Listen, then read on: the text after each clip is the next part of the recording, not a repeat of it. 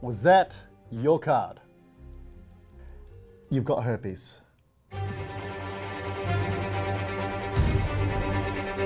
When people think of frontline workers, they always think of doctors, nurses, surgeons. They always forget magicians. I'm the amazing Nosmo King, and I've been employed as the official NHS magician for just over a year now. The big bosses brought me on board as part of an idea they came up with to try and make the NHS more fun, but really to distract people from what's going on. And it's cheaper than spending money on doctors and nurses. So how do you deliver test results to people? Well, I go into the waiting room, I've got everyone's test results, I give them a little bit of a flair here, and I know they're all anxious and waiting to find out what they got, and I know they can't wait for me to get into it. But, you know, I line them all up, and then I start telling them, diabetes right down there, 6 weeks to live for you, curvature of the penis. They say nurses perform magic to keep hospitals running. That's nonsense. I haven't met a single frontline worker who can do this.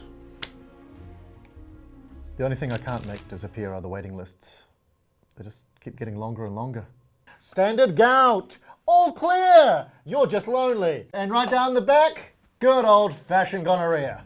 It's been great to help. The NHS really needs some magic right now. Initially the plan was to do some tricks in the waiting room, just so people didn't realize how long they'd been there. You're healthy, you're not in pain. That kind of thing. You're happy to crawl home. It's important to pitch the right type of trick. A few months early on, I did one too many showstoppers in A&E. Word got around and people started trying to injure themselves to get in and see. Look at that, was that your card? We're gonna put it back on top, give a little magic wave. Oh no.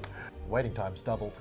One woman was perfectly healthy, so she pushed her mother-in-law down the stairs just so she could get a front row seat. What happened to her? She died. She died. What?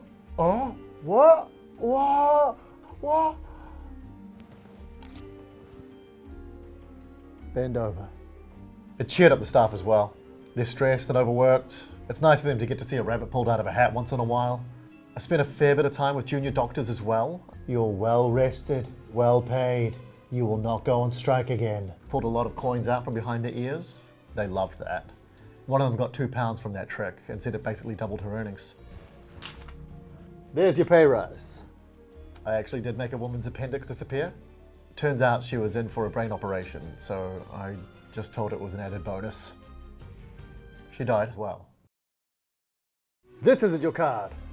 This is... I think I found that woman's appendix.